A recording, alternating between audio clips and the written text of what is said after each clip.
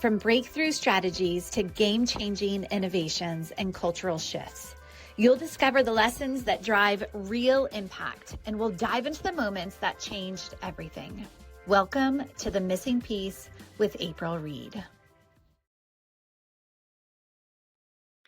Today, I'm truly honored to welcome Dr. David St. Singh, a seasoned emergency medicine physician, healthcare executive, and forward-thinking innovator. With more than 25 years on the front lines of medicine, David brings a rare blend of clinical credibility and strategic vision to everything he does. As CEO of Ikigai Health Institute, David is helping redefine what modern medicine can and should look like, shifting the focus from reactive sick care to proactive, data-driven, purpose-centered health. His work centers on extending health span, not just lifespan, and making high-quality preventative care more accessible without compromising rigor or outcomes. From leading in emergency departments to shaping boards, as educating physicians and advising on complex medical challenges, David understands healthcare from the inside out.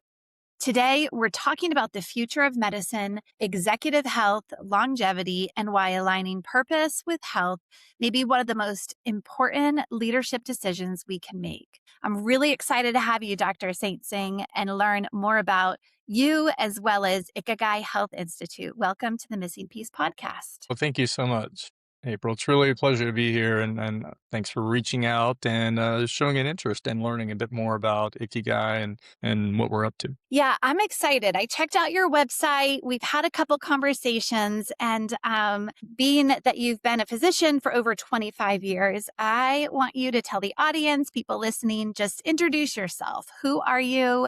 How did you get started? What has been your journey to date? And then we'll jump into all the things. Sure. Happy to do that. Yeah.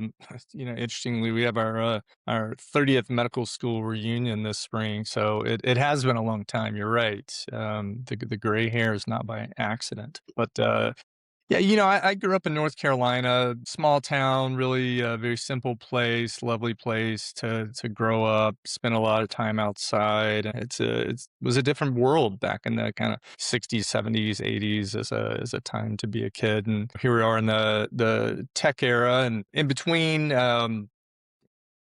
did some swim coaching before I realized I wanted to go to medical school. That was a lovely part of my life, and it's still part of my life. I really enjoy it. I'm very passionate about swimming, but am certainly more passionate about medicine. You're right. I've spent most of my career in the emergency department, which has been fantastic. I've sprinkled that with some entrepreneurship, investment in companies, providing leadership to companies, sitting on boards, being an advisor. But this is the first time being the entrepreneur, the true entrepreneur. And it's been fantastic and challenging, both, as I'm sure you can attest to.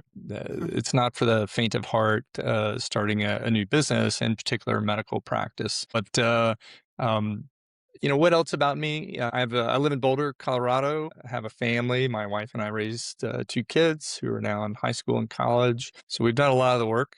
Not done yet, but we've done a lot of the work. It's a great place to hang your hat. We love Colorado and love the opportunities that it presents. And I'm excited for kind of the back half of my career, which is quite different, as you suggested a couple minutes ago, than the front half. Yeah, I'm really looking forward to this discussion. Thank you. I didn't know some of those things that you shared with me as far as the swimming and the 2 kids. And like you said, and starting having your 30-year reunion, it's just, we blink and time flies. Emergency medicine, that's where you've spent the majority of your first half of your life. What brought you to emergency medicine? Yeah, it's a good question. Medical school, some people probably do go in with a preconceived notion of, I'm going to do this. I'm going to be an orthopedist. I'm going to be a dermatologist. I love kids. I'll be a pediatrician or a cardiothoracic surgeon. I didn't really have a preconceived notion when I went into medical school. And as I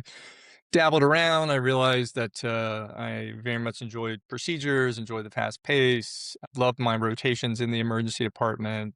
Honestly, the craziness, the mayhem is frankly beyond description. What ER doctors do on a daily basis, I think, would be shocking to most people. And I enjoyed it. And I just found that it fit my personality pretty well. I enjoy multitasking, enjoy using my hands and doing procedures, and that fits pretty well with a fast-paced emergency department. And it was the right decision for me at that point in my life. And it's the right time to pivot at this point. So, what's interesting about is being in emergency medicine where it's high, fast pace, lots of, different things that you see, like you said, probably every minute. I can't imagine. And thank you for being an emergency doctor and probably saving a lot of lives to now becoming this entrepreneur, CEO of longevity medicine. I mean, to me, it's like one extreme and then switching to almost like a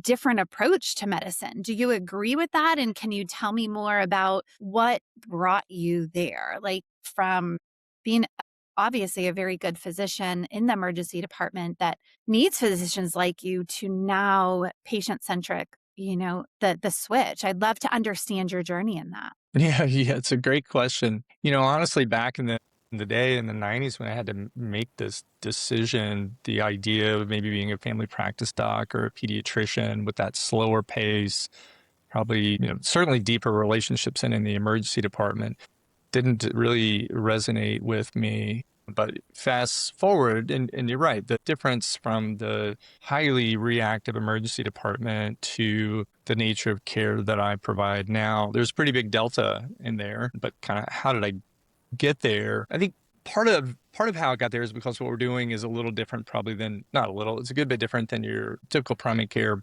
provider, which I'm sure we're going to peel the layers back on that a little bit. But the genesis of this is my best friend in Charlotte, emergency medicine physician as well. We practiced together when I lived in North Carolina. Had this occurrence, which his next door neighbor, who was also a physician, had a heart attack. And this guy was 50 at the time, pretty fit fellow, rode his bike a ton, like, I don't know, 300-400 miles a week, which for cycling, if you have a family and or a full-time position, that's a lot of miles on the bike. So cardiovascularly, presumably pretty fit guy, but nonetheless had a heart attack, and it ended up being a sizable injury to his heart musculature, and got admitted and then passed away, which for Rob was shocking. And as ER doctors, we see heart attacks all the time. Process this as a physician, but when it's your next door neighbor, I think it's pretty different. You're not really moving on to the next patient. You're left wondering, gosh, how did this happen? How is the risk for this evolving process called atherosclerosis not identified? It doesn't happen overnight. The heart attack happens, instantly, right? This concept called rupturing of the plaque that's inside of the artery is very quick, but the evolution of that is decades to get to that point. So there's a large time window in which that could have potentially been identified. And Rob's question is, why wasn't it? Like, this doesn't make sense. So he's really went through this journey as a physician of trying to identify, okay, what are the risks and could they be identified? And what his discovery is it's a systems issue. It's not a science issue. There's every opportunity in the world to identify risk in a different way than what's traditional in the United States. And then you start looking at, okay, what are the other things that really put us at risk as we age, to not age in a healthy and fulfilling manner? And realize there's several other things out there that can really lead to death, or maybe not living that life that you want to live. And he came to me and said, hey, let's start a medical practice. And fortunately for him, he had retired from emergency medicine at that point and was in a position to do that. But I wasn't, I was working full time in the ER, I was on the board of our company. Our kids at that point were in middle school, I think, maybe late middle school, early high school. And I can't do it. So he said, okay, how about this? How about we do some testing on each other? He said, I think I understand how to assess for this risk in a way that your primary care doctor might not be doing. And which really got my wheels turning, because I had discussed with my various primary care doctors over the years thought perhaps I had some genetic risk. Everyone on my paternal side had terrible sclerosis, just like this urology gentleman with various manifestations of that. My father had multiple stents, had a clot of, it's called a thrombosis of the largest artery in his body. It's called the aorta. Had dementia, which was blood vessel related. We call it vascular dementia. And all his siblings had similar such stuff. I was like, I feel like I have some risk.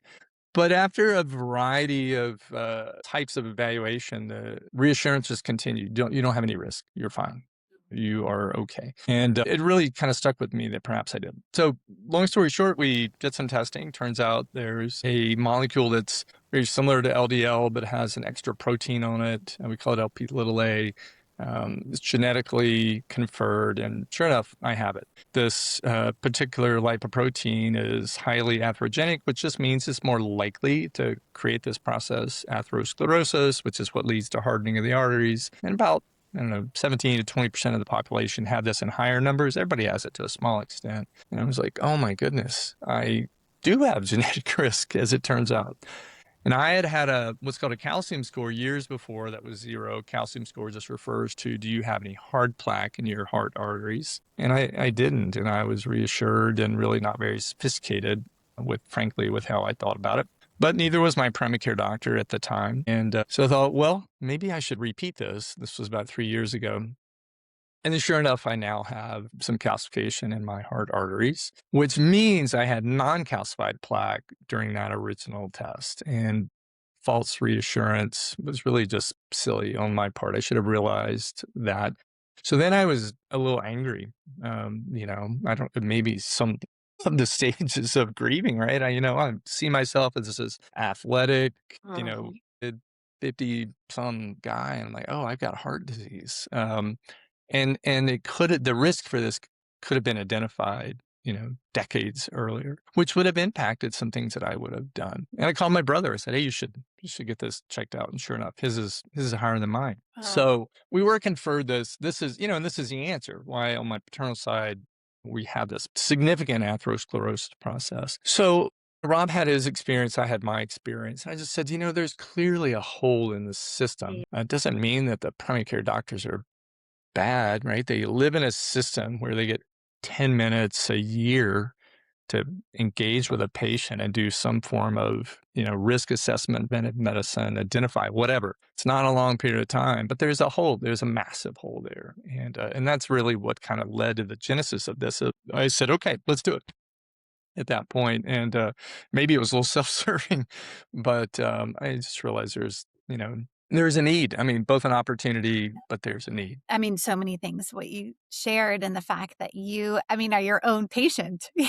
you're like, wait, okay, I'm waking up to this. That's amazing and exciting, because I do feel like there are so many people that have either underlying issues that they don't know about, similar to you, or underlying issues that they do know about, but they can't figure out. And they kind of stay in this cycle. So I call the podcast The Missing Piece, because I believe that when you unlock these missing pieces or identify missing pieces, that's what really moves the needle. And you just, said it perfectly. So there's this birthing of this, this medical clinic, and you guys have named it Ikigai Health Institute. Can you share, now take us there. What does it mean? What is, and what is it that you guys are doing now, practicing medicine from, the Ikigai Health Institute? Tell us more about it. Here you Sure. are, your entrepreneur journey. Let's go. Yeah. Well, saying you want to do something and doing it are two entirely different things. So we had to figure out, who we were and what our approach would be, and then build both a medical practice, a very sort of patient facing, and a business, right? There's a business associated with that. And we had to do it all from scratch. And there's, if you want to become a cardiologist, here's all the educational material in the world that's there and ever evolving, but building on a base of amazing educational material that doesn't really exist for the concept of, at least for our concept. It does to an extent, but it's really, there's not a go-to resource. So we had to educate ourselves. And in the meantime, we had to figure out who we were. So the initial thought, and really this was Rob's idea, and kudos to him, he's aware of this Japanese term. It's really Okinawan, called Ikigai. One of my patients has educated me that there has been some Western, sort of Western bastardization of what it really is intended to be. But I think at its core, it really represents, what's your reason for existence? What's your purpose in life? We often say what gets you out of bed in the morning, but that type of concept, and think about your own experiences with your primary care provider. Like, the opportunity to get to know a patient, if you're a primary care doctor, is really get to know them. This is limited. And our thought was, well, if we're going to be telling patients that we are going to walk with you down this journey of helping you age in a fulfilling manner, and we don't know them, aren't are we facilitating the missing piece at the end of the day, right? Part of it has to be the relationship that leads to this intimate knowledge of what this patient wants for themselves as they move down this path, right? We're all going to die someday, and we're all on this journey. And what I want and what you want, April, might be dramatically different for ourselves.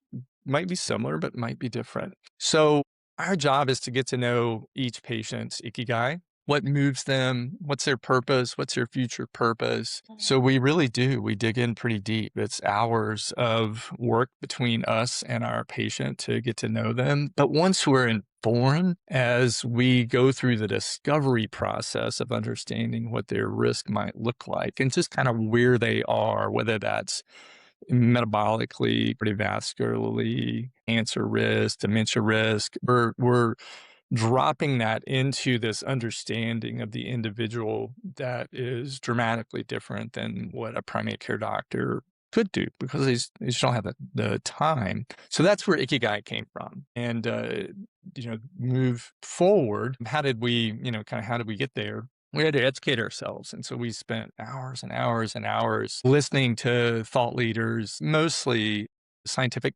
people. There are a lot of folks out there that are influencers and thought leaders that are in this sort of longevity health span world, some of whom understand science, but not everybody. So we try to be really thoughtful and proactive about finding information that would really help shape our approach, that was leveraging science, not leveraging, emotion or belief systems that may not be grounded in something that's scientific, and then layering our own, kind of artistic ways of interacting with patients, because that's part of medicine. There is some art at the end of the day, but layering that into the interactions. And we actually begged friends and family to let us practice on them for a year. So we had about 20 trial patients that we worked with, and it was fantastic. We discovered a lot of issues in those patients, and hopefully helped put some of them on a different path than maybe they would have been on. But in the meantime, we learned, right? We were able to educate ourselves. It was slow, but we put ourselves in a position to understand, okay, what are the core risks for aging in a fulfilling manner? How do we identify those? How do we mitigate those for whatever is modifiable? Some things are genetic. LP little a, we can't make it completely go away. There's no perfect treatment for it yet. But a lot of things are modifiable. And then what are around these kind of core risks, what are the surrounding risks? Because there are many other things other than, like heart attack and stroke. This atherosclerosis process is clearly one of the core risks. Cancer, for example, core risk. But there are other things that sit around that. And how do we identify those and sort of picture how that might impair a person's ability to age the way they would like to age? And then as we go through the assessment process, what we often discover is the path somebody's on is very much at odds with the path they want to be on. And then our job is to help educate them about that. And then they have to decide if they want to make decisions, and then we help them with how to make decisions to leverage their ability to habit change, which isn't easy. Behavioral adaptation is a whole science of its own. But then we just start marching down that new path together, knowing that, it'll probably be a little bit of a bumpy road. It won't be perfect, but everybody will be informed in a way that they weren't informed before. Yeah, you just said something like they're reminding me you can lead a horse to water, but you can't make him drink. And so you can give them all the tools, but it needs to be their choice. And I imagine by the time your patients are coming to you, they're saying they're wanting to be proactive in their lifestyle, in their health, in their longevity, and being wanting to be educated. I love the name of it. I think having purpose is everything. And then the fact that you put Health Institute behind it, you mentioned it multiple times, educating not only yourself, but then your patient and just the power of that. And when we're educated, we are empowered and then we're inspired and then we can be proactive. So I love the name and I love what you guys are doing. Curious from, as a business owner, you look to now, besides all the things that go into business and practicing medicine, for me, I have ideal customer profiles.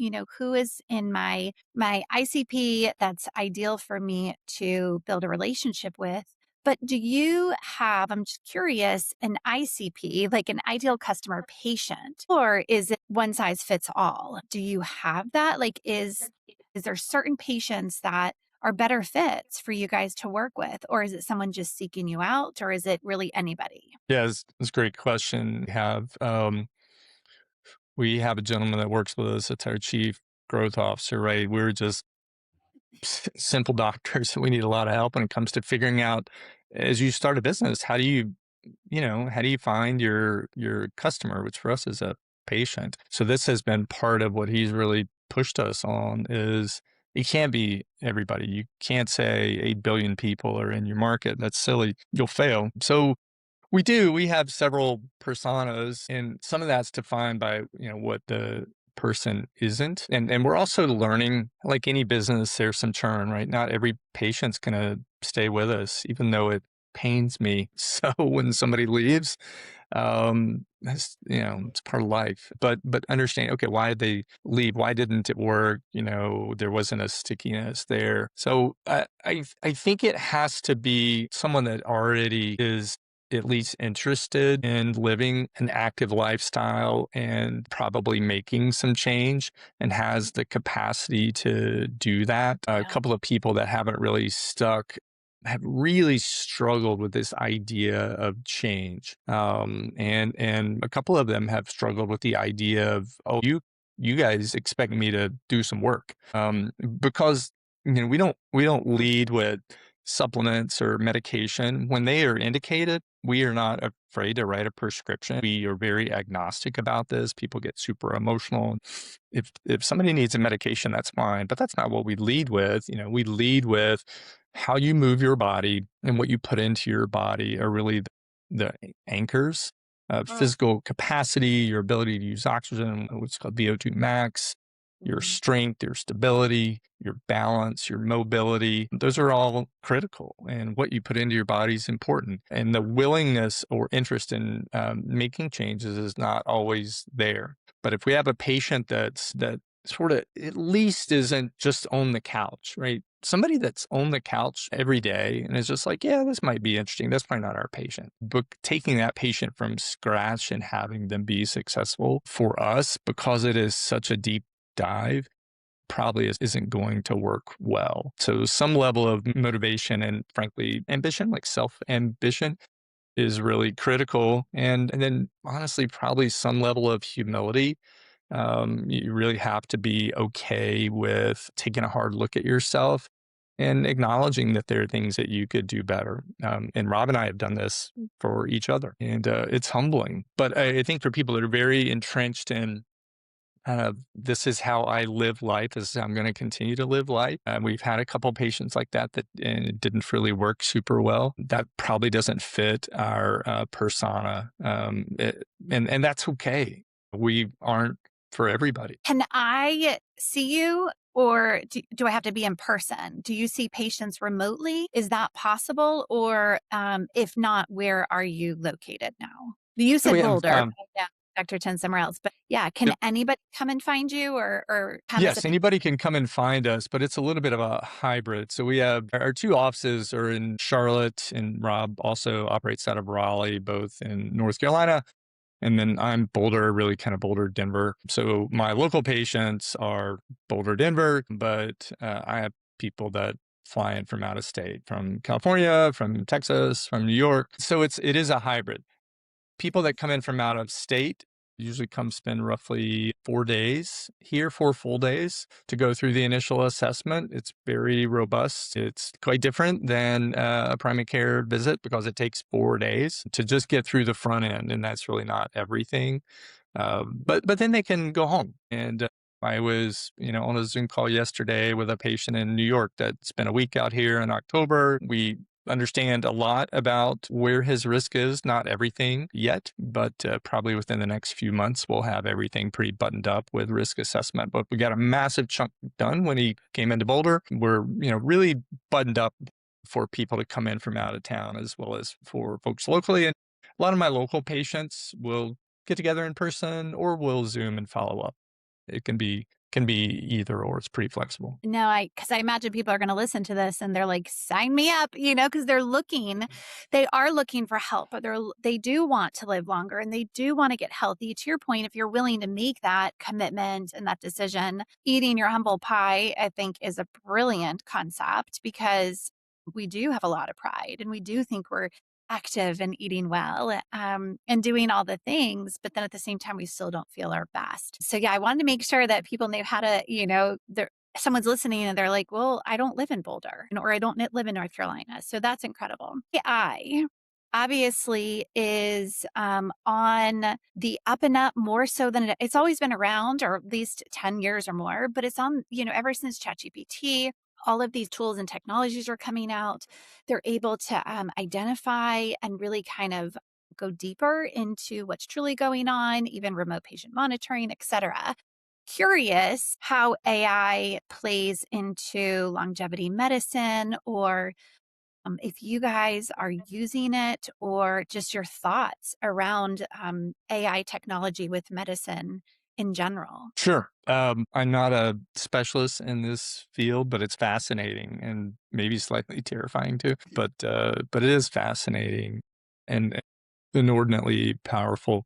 So how do we leverage it now? I mean, honestly, it helps us with a lot of research. There are medical specific AI opportunities. For example, there's this brand called Open Evidence. They have relationships with a lot of journals. And so what you're getting back is, based on data.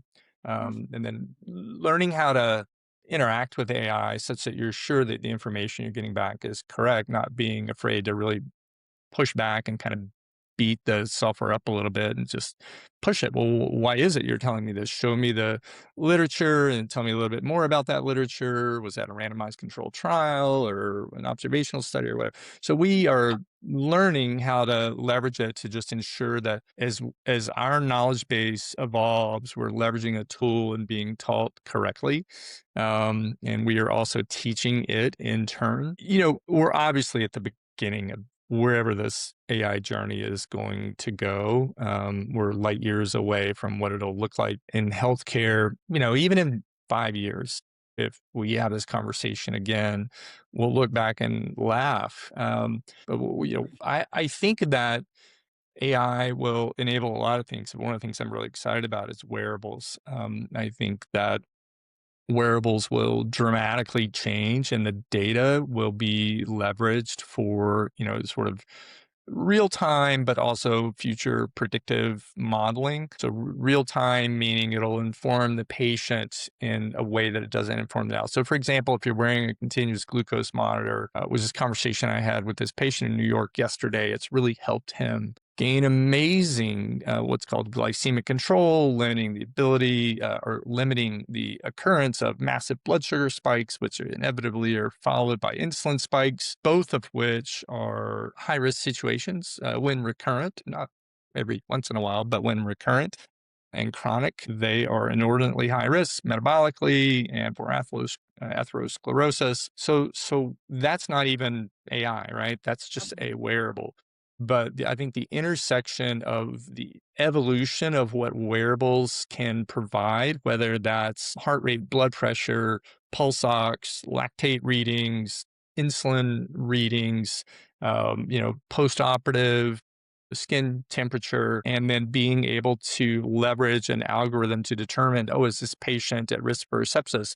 Is this patient moving towards type 2 diabetes? We can see it, coming years down the road. I think that that will be extraordinary. And I think that the wearables will become lower and lower profile over time. First came out, there are these massive devices, and much like the watches that we wore in triathlon 20 years ago, had this thing on your wrist that looked like the size of a cell phone, and now they look more like a regular watch. And so as the hardware evolves and the AI evolves, I think the intersection of wearables with AI and modeling will be amazing and will impact our ability to understand how we tell our patients what to do right now, and our understanding of predictive models for future risk, and not just 1, 2 year risk, but 10, 20 year risk, I think will be extraordinary. It's amazing. I have a friend that is,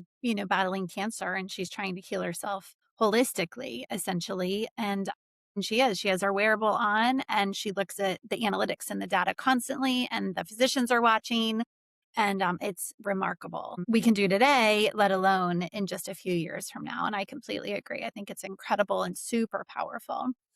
All right. Well, I want to wrap up. I could sit here and ask you questions all day. This is fascinating. Quick question for our business owners out there. You guys have been building this business, growing rapidly, and you're not only seeing patients, but you're also building a business. What has been the things that you wish you knew ahead of time that maybe has caused a couple bumps along the way so far? Especially in the growth that you're experiencing. If you could go back, you're like, oh, I wish I knew. Or what has been like something that advice you would give to, another entrepreneur or business owner? Hey, if I had known this, I wouldn't have, it would have been a little easier. Sure.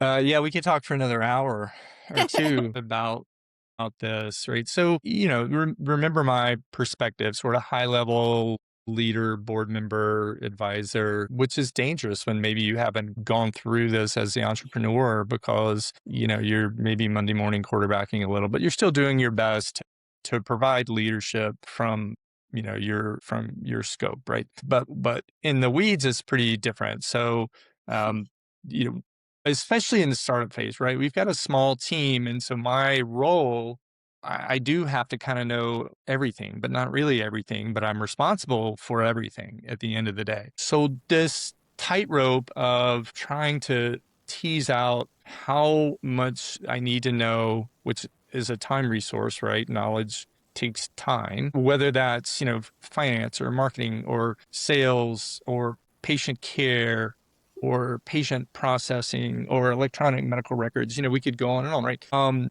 Versus maybe taking a step back and allowing a team member to run with something. So this idea of being, a micromanager, I hate.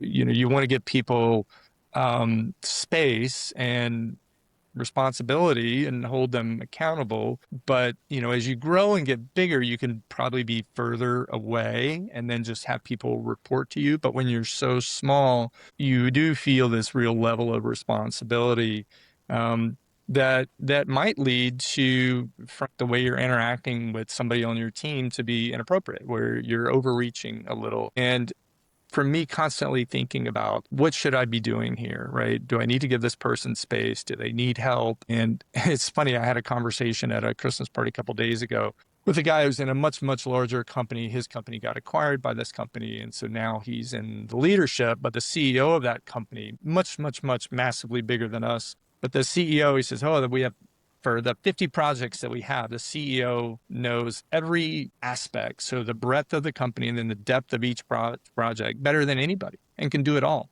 And sometimes does to the detriment of the company. So that CEO will come in and just sort of take over and have everybody watch, which is not really in the best interest of the company. Thought about that relative to our little tiny growing entity. And I think for, a founder of a small entity and a startup, like that is a real tightrope to walk, because if you don't engage enough at the right time, then you can infuse risk into something that can dramatically take you backward. But if you're too overbearing, you can tick off your coworker or employee and decide you're not the best fit for them, and they move along. So for me personally, that has been a real tightrope to walk, and it's going to change as we. Yeah. Again, I could now begin to ask you all these business questions, but I agree. I agree immensely. A leader should always come alongside and teach and equip and ramp up versus just coming in and taking over. And it's very hard to do. I mean, I'm talking to myself where I'm like, I'll just do it myself. But it's more saying, okay, let me slow down, let me stop, and then let me make sure that you have the tools to be successful or that you know how to do your job. And if you don't, what do we need to do to get you there? And it's just that constant mentoring and coaching, but it is unfortunately time sucking in the beginning, to where you're like, okay, I need to find the time somehow and in some way. All right, we're going to wrap up. What would you like to share? If anything else that we haven't talked about that you would want to leave up listening, we do promote to other C-suites, to students, to healthcare professionals, and then of course, just people listening. But what would you leave us with, Dr. Saint Singh, and all your wisdom? I'm not sure how much wisdom that is, April, but I think especially from a healthcare standpoint, understanding that there probably shouldn't be a marketplace for what we do. We do have some issues with our healthcare system, and I'm not smart enough to know where blame goes, and blame is a pretty low value thing anyway. But we have issues, right? And turning something as behemoth as our healthcare system is way outside of my scope of knowledge. But if each individual that is in our field can maybe just pause a little and realize that chronic disease is very multifactorial and starts early. Starts with habits, and a lot of that is what's available and the convenience that exists in our society, right? Very, very multifactorial. But nonetheless, we have a hole in how we identify evolving chronic disease. I've got a patient who's kind of right on the edge of type 2 diabetes, depends on which criteria you use, but he's probably been that way for 25 years. And his concierge doctor, who's got 600 or 700 patients, just felt like that borderline elevated blood sugar is okay. And then when we did real provocative testing, it was missed. And it's not because that doctor's bad. That doctor's, I think, works his rear end off, and things are missed. Rob's neighbor died because there's a hole in identifying risk. And, if you get one of the 10 most common causes of cancer, your risk of death is 50%. Like, how can that be? So if each individual that interfaces with our healthcare system just says, okay, can we just pause a little bit and play some role in trying to figure out how to turn the tide just enough that it helps a little to be open to perhaps a different way of doing this, such that we assess and educate people for risk earlier and maybe help them get on a different path earlier. Long after I'm gone in 50 years or so, things will look different. So that's my hope. And I think people want it to look different, to be honest. And it's, to not any physician's fault. I think we've just been trained a certain way, but stopping, exactly what you said, stop, think, look at options, learn more about longevity medicine. But thank you so much for your wisdom. Thank you for being here. I know I've enjoyed it very much. And thank you for what you're doing. It's incredible. And I know a lot of patients are going to live a lot longer thanks to you and your partner. So thanks for being here. Appreciate you. Thank you so much, April. We're very appreciative of the time to speak. Every leader has a story, and every story reveals another piece of the bigger picture. What if the missing piece wasn't something you had to find, but something you were meant to become? Subscribe, share, and keep leading with intention. I'm April Reed, and I'll see you in the next conversation on The Missing Piece.